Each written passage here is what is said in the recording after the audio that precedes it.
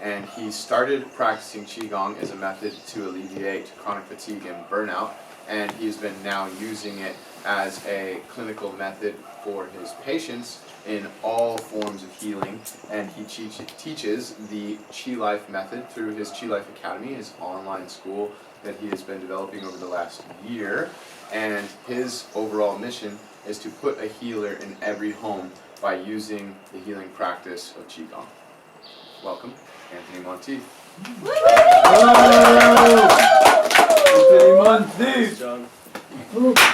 So yeah, Anthony Monteith. Monteith is an unusual name. Apparently in Canada it's quite well known, I believe. There's a lot of my relatives escaped to Nova Scotia from Scotland, I believe. Anyway, so I digress. Immigration wasn't working very well. So I was born in 1972 in South Africa, and I spent then about 5 years there, and then moved to the UK with my parents, and basically educated in the UK for 20 years, and then the last 22, 23 years has been spent living in Ireland, which I enjoyed greatly. The Qi Life method. So I've been striving, I've been always on a journey to find something that I could share with others that was easy to bring into other households, to bring into other people's lives. It didn't require acupuncture needles, didn't require herbal medicine, and didn't require a lot of regulation over what you can and can't do. Qigong, the concept of Qigong is, the term is relatively modern. In other words, it's been around about 50, 60 years. Prior to that, it had many other names. And the Qi Life method, I called it this because I wanted to strip away, without, I suppose, I mean, myself and Edwin had a chat there, and Edwin gave me great insight as to what he saw in terms of where this is coming from. And what I'm teaching predates what is currently out there in what we know as Qigong. It's like the predecessor of Qigong. And so all I've done is I've packaged it into an easy, usable method that you can incorporate into your daily life. And it's born out of frustration and training Chinese masters and never getting the answers.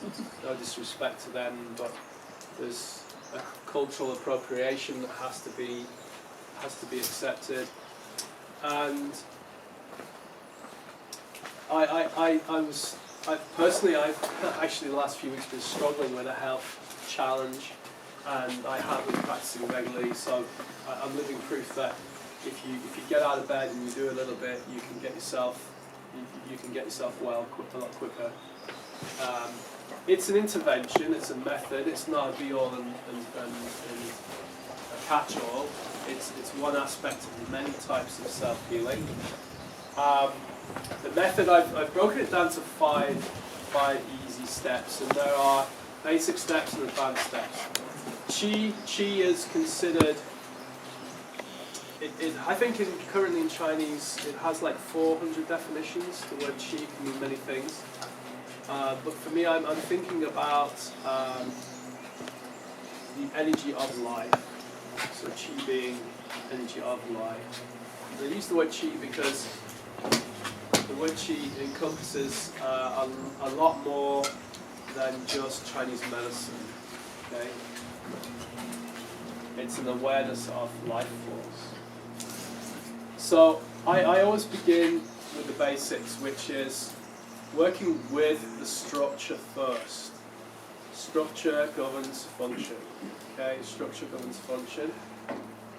And so I teach people grounding, how to become grounded, and how to bring about awareness of being grounded. And for some of the gents that we had our male gathering last night, we talked about the importance of being able to physically ground oneself first, and the idea of having that structure will govern the function of how you ground. And so I teach a method of standing, which is very common in a lot of Qigong methods. I'm not trying to reinvent the wheel here. I'm just trying to package it in a way that I know you guys can use. and will find it easy to incorporate into your daily practice. So one of the key aspects of the grounding is maintaining a structure which allows you to feel your feet completely in the ground and allows your spine to lengthen and changes our normal physiological structure, things that slouching in a chair, for example, or so we're bringing ourselves into a different understanding of our structure. What does that do? Well, if you're in a meeting, you're in a conference, you're about to go in and give a presentation, you're about to do something that maybe is quite stressful. If you can physically ground yourself first, you bring your mind down also. And that can be extremely powerful. It puts you in a place of centeredness, a place of being in your body, because we get very easily bent out of shape through negativity.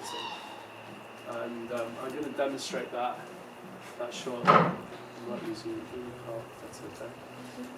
And then the second aspect is shaking and turning. And there is a whole school of shaking, right? There's like, those of you who've travelled, you see cultures, not just the Chinese cultures, that they have almost like a religious fury of shaking and this idea. When I was younger, I had a lot more hair than I have now, and it used to be down to here. And my thing was to headbang. So any of you, and that was a form of shaking. And I remember one of my students saying, "Oh, you're trying to bring energy to your crown chakra. You're headbanging. That's all you were doing. But you're using a music, a rhythm, an aggressivity, and trying to get this energy up." So shaking has been with us, and we are fluid, okay? So there is sediment, and there are deposits that settle down, and sometimes we need to, for those to be flushed out of the system, we need to move the system, we need to shake it up like a mojito. I like mojito. No mojitos on this retreat. But shaking and then turning and turning. So the idea of shaking is you're waking up the cells. Cells like to shake, they like to be vibrated. We are vibrational energy after all. And turning then creates an activation of the spine, which allows the spine to twist and open. And it also squeezes, like I think John talked about it the other day, squeezing the rag, right? Squeezing the rag, and that's what we're doing. The third aspect is the movement, it's that flow. And that's just one aspect of it, that movement. But creating flow allows you to have flow in any direction that you move in. And I'm not just talking physical movement, but practicing before I came here. Last year was like, if you saw me getting in the airport, I hadn't done any practice, I wasn't as grounded as I could have been, and it was one hell of a journey last year getting here. This year was like, boom, boom, boom, boom. I didn't even need to think. Suddenly I was in Vancouver, suddenly I was in Comox, and I felt it all flowing. And that's, I think, so bringing that awareness for that. So the reason what I'm talking about is if you can bring a small bit of 5 minutes of flow, so you become aware of what it feels like to flow, then your body becomes more aware of what it's like to be in a flow state. And so through regular practice then, when stress or when difficulties arrive, you can literally bring yourself into that flow state without having to physically go in the airport and start flowing. Mentally you can just think about what it's like to be in that flow state. The idea of movement is to clear. Clearing is removing stagnation. If we think about drawing back what Andreas said yesterday, he asked everyone, what's the root cause of disease? And one of them was stagnation, right? And then we're using the breath. It is the big pump. It's the positive and the negative aspects of our electricity. That diaphragm is like a relay switch. Boom, boom. So through clearing, breathing, we bring about awakening. And I'm sure, and I could see it in the group this morning, after about 5 minutes of flow, everybody just started to go, oh, okay, we're here now. We're actually doing this. We're actually now doing it, right? And that awakening isn't like suddenly becoming Buddha. It's just awakening to where you are right now and what's going on. Then we had an aspect of harmonization, that lovely, that smooth gathering of energy, of bringing in and feeling what it's like to be still whilst moving. And what did you think of that movement, Tiara? Did you notice anything? It was very, it was bringing together. It just felt like very gentle and holistic. Yeah, so I give it the name consolidation. So we're consolidating probably all three of these things into a movement that's rises up and falls and gathers and releases. And that's what creates the rejuvenation of energy. That what makes you feel more rejuvenated. Because a lot of the time when we sleep, that's when we're trying to rejuvenate, right? That's our recharging point. But meditation and some of these slower movements help rejuvenate our energy. And then some stillness and integration. So I call this a bit like having a USB stick, or having all these movements create an information field that we then bring back into our center. So all the information we've gathered from our mind and our movements is then brought back into the center, where it can be assimilated. And you may not know what that is, you may not understand what it's giving you.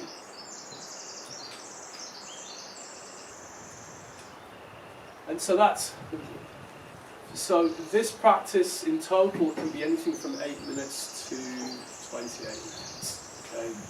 Whatever, I think we did like an hour this morning, but through instruction we had to break down some of the movements. And there were people here who've never done Qigong before, but they were getting it instantaneously, because with the method, the way that I teach is it's not to decry it, not to like lessen it, but to make it more fun and more acceptable and break down the resistance. Many a time I've been to a class where people are in the silk robes, the incense is burning, the kanji's on the wall, and you're thinking, oh God, and there's an expectation of what Qigong or Qi should be.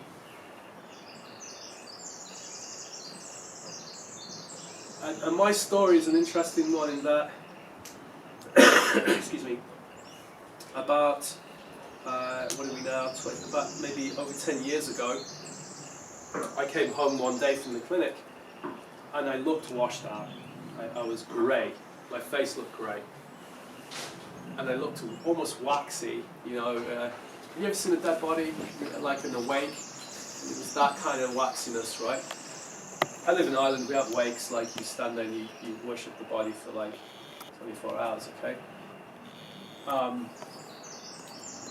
And my wife said to me, you know, you don't look well.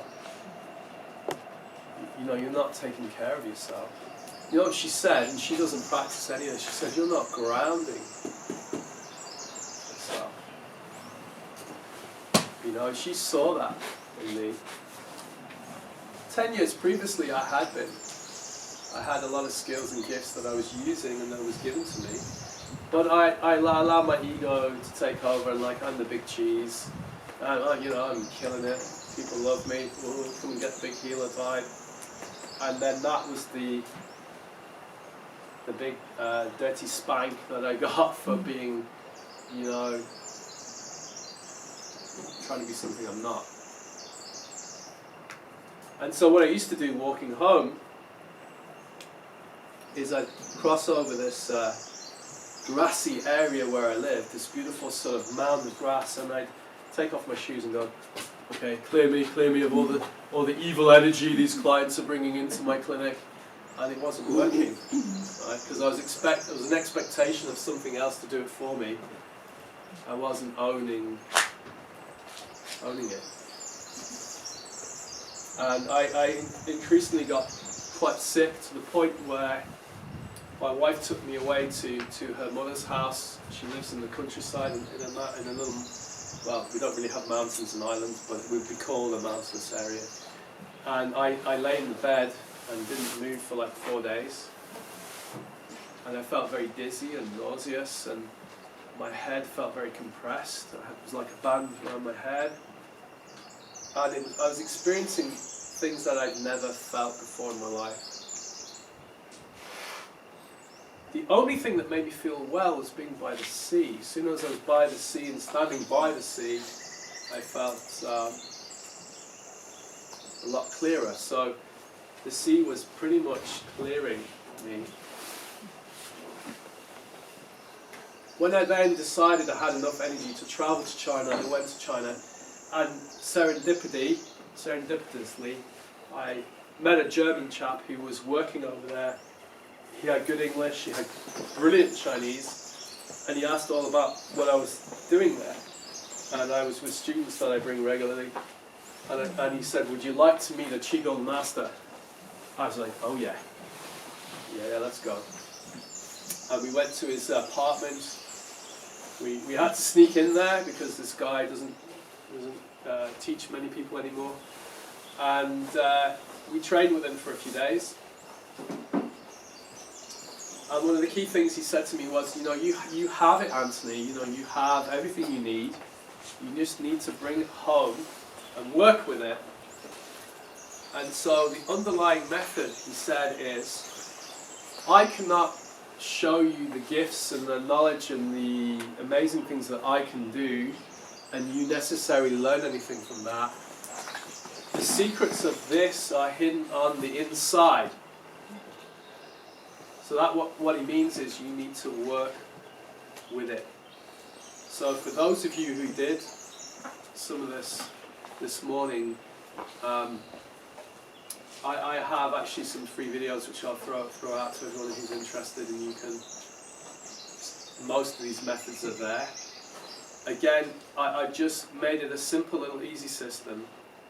I was inspired by one or two other people to do this, and the purpose of it is to give you a life tool. It's a biohack.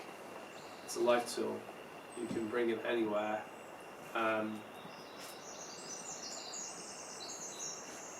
So after my journey to China, I am receiving knowledge from him. I went back and I trained in his methods, and within 16 months I was having chronic daily migraines every day. Like, imagine waking up every morning with a headache, every morning. And like lying there in bed wondering, is it going to go away the next day? So I'm a testament that it saved me. And now I treat about 60 people, 70 people a week in my clinic, personally. And while that's quite a lot, I'm able to do it because I have some form of self-care.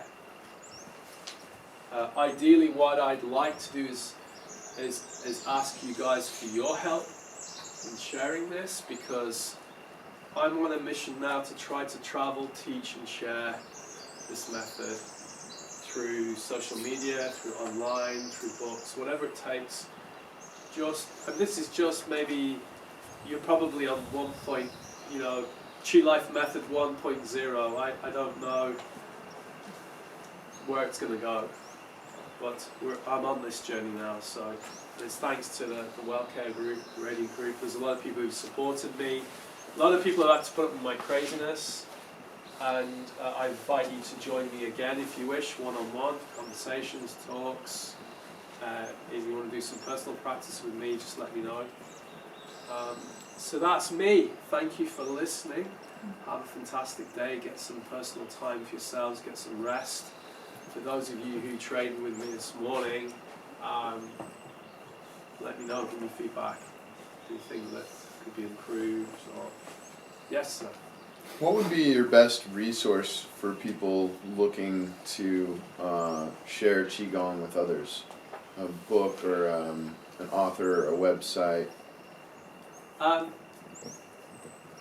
That's a really interesting question because